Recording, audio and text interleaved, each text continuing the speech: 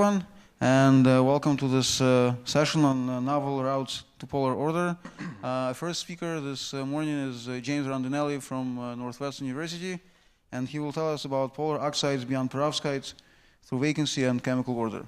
Okay, great. And then can you give me like a 5 minute to at the 20-minute mark? So good morning. I'd like to thank the organizers for giving me the opportunity to tell you a little bit about what we're doing in the discovery of polar oxides, or oxides without inversion symmetry, in a class of materials outside of perovskite. So we heard a lot about perovskite. And I'd also like to thank you for waking up early and attending the lecture. The idea I'm going to describe today is shown in this cartoon here, where what I'm going to show you is that you can combine structural vacancy order, so periodic arrangements of multiple polyhedral units, so these are octahedra and tetrahedra, which exhibit long-range order, with cation chemical order to lift inversion symmetry. This is an alternative complementary route to find crystals without inversion symmetry. And what I'll show you is actually this idea came from attending this workshop in 2014. So I'll show you the abstract which motivated this project that I'm telling you about today. Okay, so this work was performed in my group by two students. One, Joshua Young, who's now graduated. He's a postdoc working, and Youngjin Chin, who's right here. This is Josh. And has been done in collaboration with Steve May at Drexel. So the material I'm going to tell you about has been grown as a thin film, and I'll show you some of those results. And it's been characterized at Penn State through the NSF MRSEC there. They're characterization facilities by Venkat Gopalan and Nassim Alem, performing electron microscopy. And so I wanted to use this for just a quick advertisement. I'm looking to hire a postdoc on any one of these topics. So if you know a student who's going to graduate soon, or you know a postdoc who's looking for another position, please put them in contact with me. And if they're here, I'm happy to chat with them today. I'm around all day. Okay. So the thing we're looking for is a way to lift inversion symmetry. So you're attending the ferroelectrics workshop. Either you're focused on ferroelectrics or materials beyond. And often all of those materials beyond have broken inversion symmetry. And the idea that functionality can arise from lifting parity is a rather old concept. So Pierre Curie told us that it's asymmetries that create phenomena, and we're looking for the loss of inversion symmetry. And some of these effects we've heard about already at the conference, and we'll continue to hear about today and into tomorrow. And as an additional plug, two of my students are attending the meeting. One is giving a talk tomorrow morning on the ability to control the band gap in 1-1 ultra-short period oxide superlattices by Ferroic phase transitions. And my other student is giving a poster this evening on polar metals. So please check out those two talks or posters. So what we're doing is trying to think about ways to lift inversion symmetry. And what I want to do is take a survey of what's possible in terms of crystal chemistry of perovskite-derived structures. So these are structures which exhibit corner-connected octahedra in 2 or 3 dimensions. And so this is a survey of the ICSD back in 2016. And what I'm showing you is the potential landscape of possible compositions that you could have by just ordering different chemical species, maintaining charge neutrality. And so if I go to perovskite, I can put in divalent, trivalent cations, counter charge balancing B-site cations, and I can enumerate something like 400 possible combinations. I can do this for other layered oxides as well. These are the Diab-Jacobson phases. These are the Rudolphin-Popper phases or Avilius phases. And then these are, say, ultra-short period superlattices of perovskite. So you can enumerate these. And then if you compare this to what's been known, and if you think of what has been known lives in the ICSD, this is some small subset of that. Okay, and then if you focus on those compounds which have broken inversion symmetry, and not even just the ones that are polar, just the ones that break inversion symmetry, it's some small fraction of those synthesized compounds. So there is a dearth of materials which have broken inversion symmetry, at least in layered structures like this, in oxides like this. And we can rationalize this based on physics-based models of why this occurs. Well, if you use a traditional mechanism for lifting inversion symmetry, something like the second-order Jahn-Teller effect, you're typically limited to early transition metal chemistries or chemistries which have lone pair electrons. Okay? The other complication in this factor, and we heard a little bit about this yesterday, is that there are competing distortions in these types of structures which are centrosymmetric. Okay, and these will occur when you have very different ionic sizes for your cations, and these preserve inversion symmetry, and they can compete with those mechanisms which lead to polar displacements and ultimately broken inversion symmetry and perhaps a ferroelectric polarization. So what this talk is really about is how do we circumvent this problem?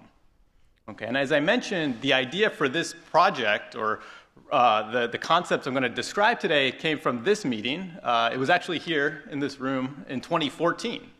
Okay, and there was a presentation by Professor Taniguchi on ferroelectric phase transitions driven by twisting of silicate tetrahedral chains. So he's looking at this bismuth silicate, and I have an SiO4 tetrahedral network which spans the structure.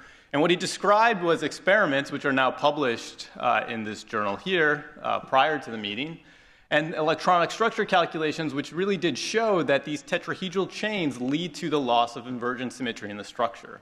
And so immediately I was like, well, I know many oxides also exhibit tetrahedral chains, but no one ever discusses these types of materials. We sort of are constrained often to perovskite land.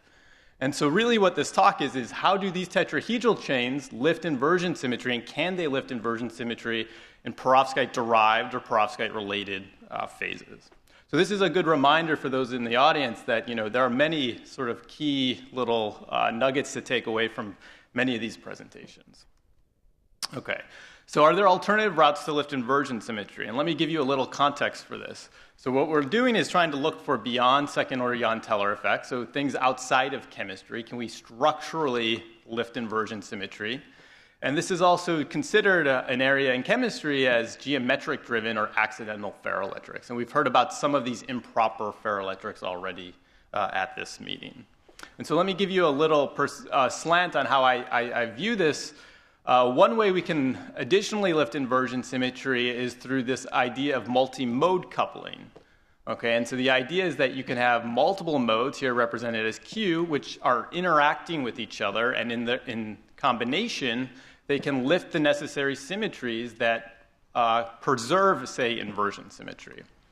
And so these modes can typically be rotations of octahedra, and that's the one I'm going to give you an example of on this slide, or they can be other distortions to the octahedra. They can be first-order Jahn-Teller distortions, things that change the shape of the octahedral unit, or they can be orbital or charge ordering types of distortions, which also change the shape of the octahedra.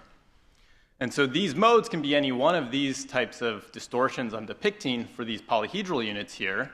And this was really articulated in a nice series of papers on this compound calcium titanate, this 327 phase, the N=2 member of the Rudolph-Popper family. And it's shown in this diagram here. There's one mode here, which looks like oxygen octahedra tilting about this axis. So if you focus on the red oxide anions, you can see them tilting. Okay, this mode, just like all of general tilt modes by itself, preserves inversion symmetry. Okay, it combines with another type of rotation of octahedra, and it's a rotation along the tetragonal axis. So if you focus on the equatorial oxygens, you can see them moving in or out of phase. Again, an inversion symmetry preserving distortion, but in combination, they break the necessary symmetries for inversion, and they allow polar types of distortions here in the calcium and then in the titanium oxide layers. So ultimately, you do obtain a structure without inversion symmetry, and this material has been known or is referred to now as a type of hybrid improper ferroelectric. Okay, and the idea is quite simple, that you have multiple modes that are coupled to each other, and they interact, and they lift inversion symmetry. Nothing I described here relies on the chemistry other than that the cations are of a particular size to favor these types of centrosymmetric distortions. Tuning the size and the chemistry can increase the polarization, but that's a secondary consideration, at least in my mind at the moment. And so one of the interesting things I was looking at is, how do we discover these materials? And for what it's worth, I looked at citations to articles describing this type of effect. This was late summer, early fall, on rotation-driven or tilt-type ferroelectricity, or this concept of hybrid improper ferroelectricity. And so here it started in 2008, and this is a paper by Matt Dauber and Philippe Gauzet's group, where they looked at 1-1 period lead titanate, strontium titanate superlattices. Here is the example of calcium titanate, where the concept of hybrid improper ferroelectricity was introduced. We contributed to this field by looking at ultra-short period superlattices in 2012. And since then, there's been an explosion in looking, or some sort of explosion in the field at looking at different ways to lift inversion symmetry through these types of nonpolar or interacting modes. This is a paper from Matt Brzezinski's group where they looked at n=2 Rulson-Popper phases, and they induced chemical order to lift inversion symmetry in combination with the rotational modes. And here we're in 2018, and already at this meeting we've seen other ways to apply, say, improper mechanisms to find ferroelectrics. And this gives added functionality. You can look at domain walls and dynamics, I think we'll hear about a little later today. This is the field of, or sort of a snapshot of the field of rotation-driven ferroelectricity. But the manner in which you lift inversion in these perovskite-derived compounds is all the same, and it's going to extend to the route we're going to apply to tetrahedral-containing oxides, or tetrahedral structure-based oxides. And the strategy is shown in this diagram, and it's in a funnel shape because this is the manner in which you can filter away crystal structures which don't, say, satisfy our rules. And the manner in which you design these materials is you start with a centrosymmetric structure without, say, necessary distortions, an idealized case. You identify occupied and unoccupied Wyckoff positions in that space group, so this is just a crystallography problem. And then what you do is add some degree of freedom. So you're going to perturb that ideal structure with some other feature. It can be structural, like a rotation. It could be chemical order. It could be magnetic order, and we heard about that yesterday. Or it could be orbital order, and this is going to have the consequence that it either by itself lifts inversion symmetry or it simply shifts the location of the inversion center in the crystal. And so there will be remaining positions for inversion symmetry, and you add one additional degree of freedom or one additional feature, and that will lift inversion. Okay, this idea of adding order was discussed yesterday in samarium ferrite, where we saw that improper ferroelectricity can be induced by antiferromagnetic domain walls. So that antiferromagnetic ordering was an added feature in the crystal structure that in combination with the structural distortions lifts inversion symmetry. The strategy is all the same. It's just whatever type of order, long-range order, you're most comfortable with. And then with this design strategy, you can find new polar oxides. So this is schematically what's happening. I can demonstrate this for perovskite, where we take an ideal perovskite structure. These are the ABO atoms in the structure. This is the site symmetry on those locations. I can add some order. This is A-site ordering. I shift the position of the inversion centers on the A and B sites. I can try B-site ordering. This also shifts the location of the inversion centers. Then I have an added degree of freedom, say these tilt of octahedra. This is a common tilt pattern in perovskite. You can see it maintains inversion symmetry in the structure. This is the tilt pattern. This is the consequence on the Wyckoff symmetries, site symmetries in the absence of chemical order. And then I just take combinations. And you find, those are what the tilts look like. I take combinations, and I can see, okay, if I have B-site chemical order in, say, a 1-1 period superlattice, this preserves inversion symmetry on the B-site. If I take this tilt pattern, combine it with that one, I lift all inversion centers in the structure, and I have a polar compound. This says nothing about the chemistry. This is purely a crystallography argument. The question is, then, is this phase, can it be made, synthesized, is it stable, is it metastable with respect to, say, the unordered phase? And that's a question we can address using computational methods, or if you have a super enthusiastic collaborator who will try to make a lot of materials. Okay, so that's the concept. What I want to do is extend this then beyond perovskites and octahedral rotations and tilts. Can we achieve or use other structural orders to achieve the same effect? And so I like this idea of chemical order. These are these like candy buttons that kids often have. They taste horrible, but they're very nice colors. And what we're going to do is try to induce this effect with anion vacancies. Structural ordered anion vacancies. So these are going to be chemically known compound or equilibrium compounds with long-range anion vacancy order.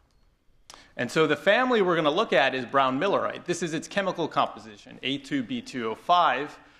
You can start from perovskite. The prototype structure is this aluminum ferrite. You start from perovskite. You take out 1/6 of the anions. And if you do this in an ordered arrangement, you get the structure of brown millerite. This is alternating planes of octahedra, like this, and tetrahedra, which are linked along this axis. This is the B-axis in the standard setting. If you write the chemical formula relative to perovskite, you see it is oxygen deficient, okay? So you have ordered anion vacancies in this structure.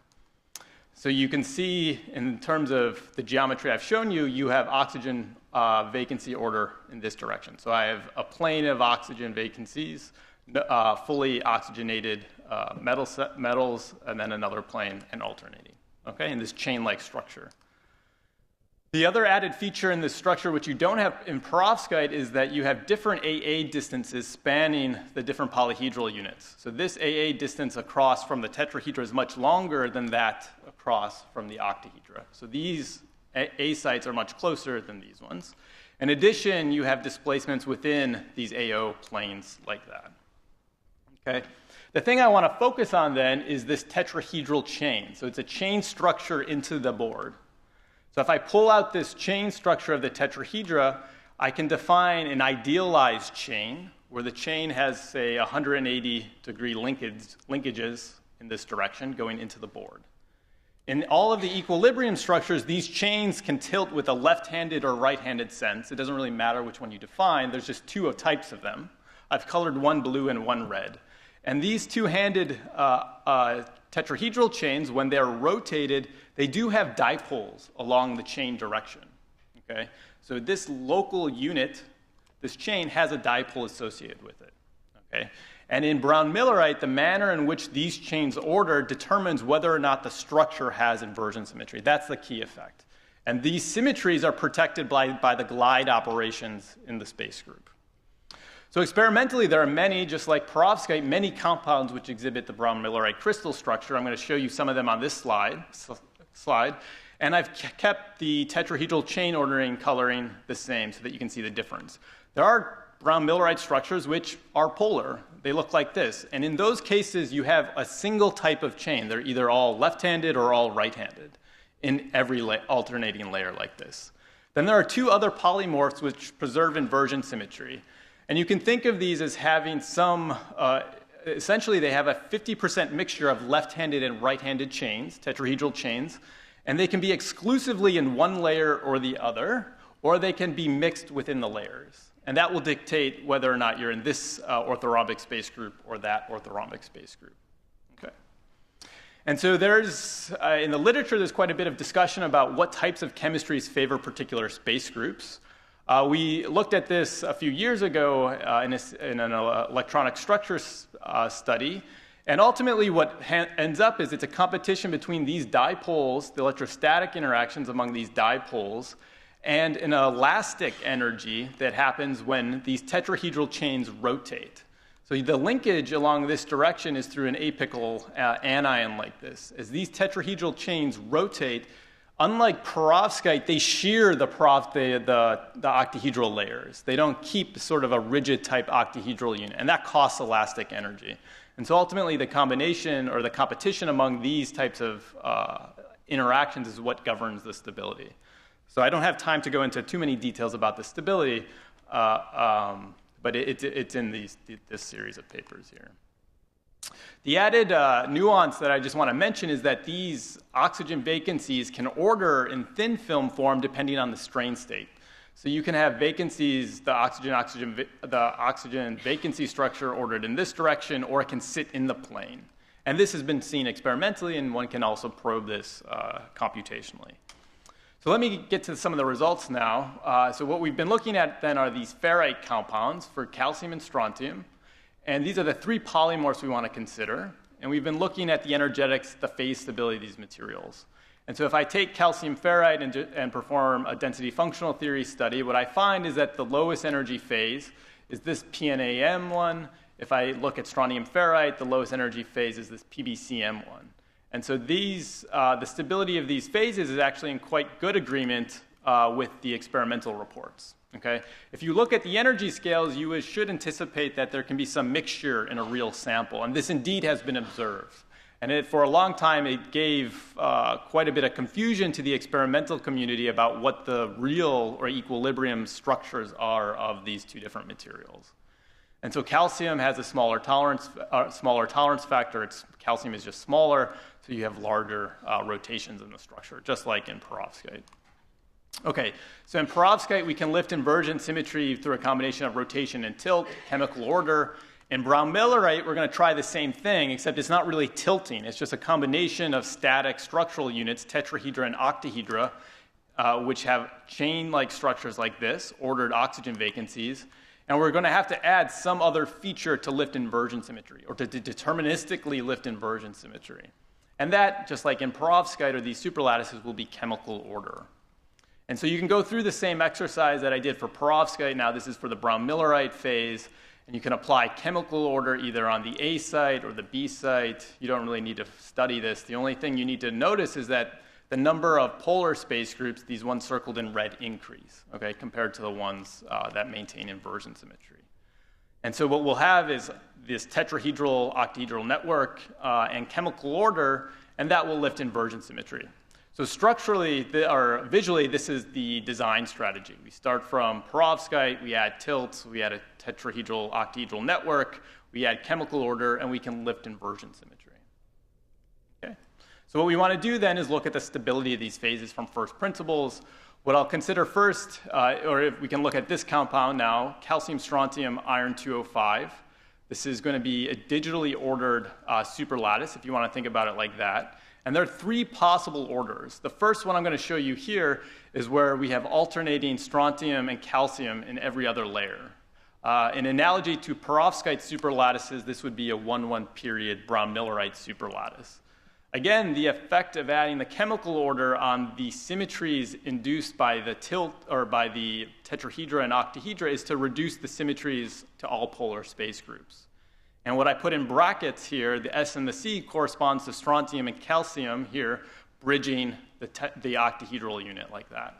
So this is a 1-1 period superlattice. We can compute the energetics, and what we predict from first principles is that this phase here, derived from the centrosymmetric one, should be the equilibrium or ground state structure, in close competition to the PC structure. Two other variants that maintain this stoichiometry are these two superlattices here. And you can see in this case, we have two calciums and two strontiums. And those two calciums and strontiums can either bridge the tetrahedra like this, or they can bridge the octahedral units like that. And that's what's indicated by these two lines here. In most of these cases, you find that the number then of polar or structures without inversion symmetry increases. And these are the energetics then of those phases. And so what I want to do is look at in a little more detail this 1-1 period superlattice. It's a little simpler to assess, at least in a presentation. And these are the energetics from the previous slide. In the unordered, the non-chemically ordered structure, we have, again, I remind you, we have two types of A distances. We have short ones and long ones, and these give rise to compensating dipole, layer dipoles. As soon as I chemically order this thing, as you might suspect, calcium and strontium are going to displace by a different amount, and this will lead to a polarization along that B axis in this structure. The added effect of having these tilts or the shearing of the octahedra is I do have iron displacements that occur in the plane. The space group's monoclinic. It provides for a polarization in a direction orthogonal, or not orthogonal, but not along this axis. And I can get a polarization that's quite large due to these tetrahedral chains. So this is iron oxide tetrahedra, which give rise to a polarization. So they're all aligned in this case. And so this is what's predicted from first principles, and we sought out to see, can this be realized in the experiment? And so what was done is that these films were grown by oxide molecular beam epitaxy by Steve May's group, and what we should expect is that this type of orientation for the oxygen vacancies. So Steve May's group at Drexel grew these on strontium titanate substrates. They're coherently strained. They're 35 to 40 nanometer films. He also looked at different periodicities of those superlattices. So in addition to the 1-1 that I just described to you, he looked at a 2-2 and a 6-6 period superlattice. These are 00L truncation rods taken at the APS. For the 1-1 superlattice, you can actually, all of these superlattices, you see the additional Bragg reflection from the brown millerite structure. This occurs at the 003 peak. And then these added satellite features are indicative of chemical order, 2,2 chemical order, 6,6 chemical order. The complication is that the ultra-short period superlattice, the 1,1, the chemical order is induced the chemical order leads to intensities at the same Bragg reflection that gives rise to the brown millerite structure. So it's buried in this reflection. And so then what we did is we went to the group of Nassim Alem at Penn State to look in real space, is there chemical order? And so this is angular dark field STEM imaging of a very large, in a very large field of view of this crystal of strontium ferrite, calcium ferrite. This is the 1,1 period superlattice.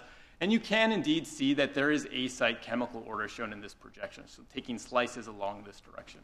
The other thing they looked at is they mapped out locally displacements of both the iron and the A-site cations, strontium and calcium, and fit those displacements to our density functional theory predicted structures and find very good agreement. And in fact, the structure is predicted to have the PC symmetry, so not the one we predicted to be the ground state, but one to be very close in energy with that phase. And so what they looked at and imaged or could plot and track is the displacements of these iron units in the superlattice. And the last thing that I'll show you is that they did indeed confirm the broken inversion symmetry using a seabed technique, so an electron microscopy technique, where they looked for asymmetries or violations of Friedel's rule in the disks that should correspond to the same types of intensities. So this is the experimental intensities, so the 6 bar 00 and the 600. If the structure has inversion symmetries, the intensities should be identical. Here, they're sort of, the contrast is quite opposite. And they perform simulations which mimic this effect. Okay. And so what we find then is one can design or discover new polar oxides outside of perovskite simply by applying a design strategy which combines multiple orders, whether it's structural order, magnetic order, orbital order. It's a general effect. You would need to identify the chemistries compatible with those long-range orders. And I showed you the example then for using tetrahedral and octahedral chains in the structures of brown millerites. So more information can be found in this paper, and the stability of brown millerites in thin film form is described in this paper. And there's many more degrees of freedom in brown millerite than in perovskite. So I'd encourage our thin film growth researchers to think about taking up these compounds. So with that, I'll just conclude and remind you I'm looking for a postdoc, so send them my way. Thank you.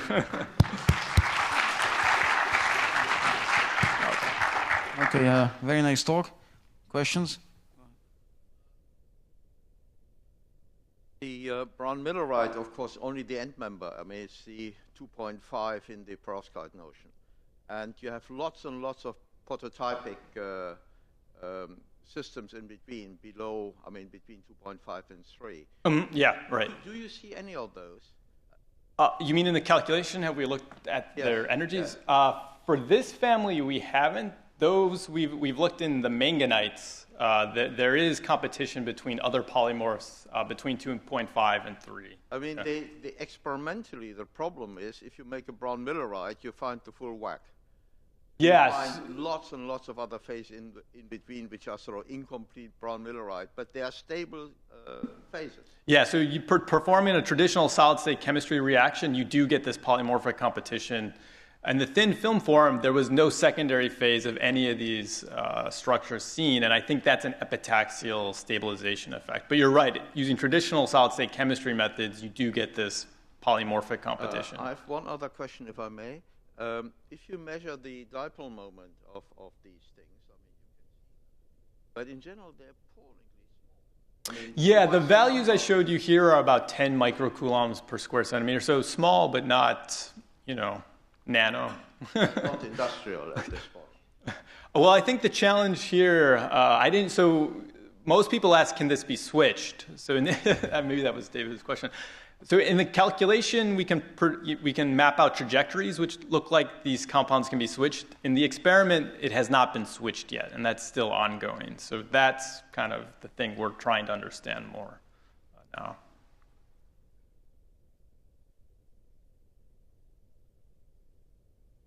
That was maybe going to be the other half of the question, but I'm actually just confused about the direction of polarization. Can you go back a couple of slides? Yeah. It looks like, I mean, you're talking about polarization along the chains, right? So in the monoclinic structure, you have an in-plane polarization and an out-of-plane polarization. In the other two structures, it's always orthogonal this way. Right, but as soon as you put the cation ordering in the vertical direction, like in the first of the three. So this lifts the mirror plane this way that allows a polarization in that direction. Okay, so in that case, the polarization is in the layering direction. Right, because the chains are still 50% left and right, so they cancel. Okay, so that one looks hard to switch. These two. Well, the ones that have polarization in the layering direction, it seems like to switch them. Yeah, you need to shift the A sites. You have to shift the oxygens. You know, you have a deficient layer and a non-deficient layer, and you'd have to shift the oxygens from the non-deficient layer to the deficient layer in order to switch the polarization in that case, right? Right, which is why I focused on this one, because the component of the polarization we wanted to switch was the one that's not along the long axis. Okay, now I understand. Yeah, I didn't make that clear, but Yeah, you're right. One more question? But if you don't have to switch the polarization, you just want a broken inversion symmetry crystal, you're fine.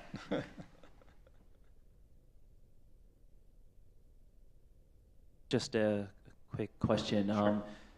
Do you know anything about oxygen conductivity in these materials? How easy it is to move these around? Because I know people have studied them extensively. extensively. We haven't looked at that effect. I know they're a family that's well studied for oxygen conductors, oxide anion conductors. All right, thanks. Yeah. Okay, so let's thank the speaker. You're gonna use yours. Did you get a different one?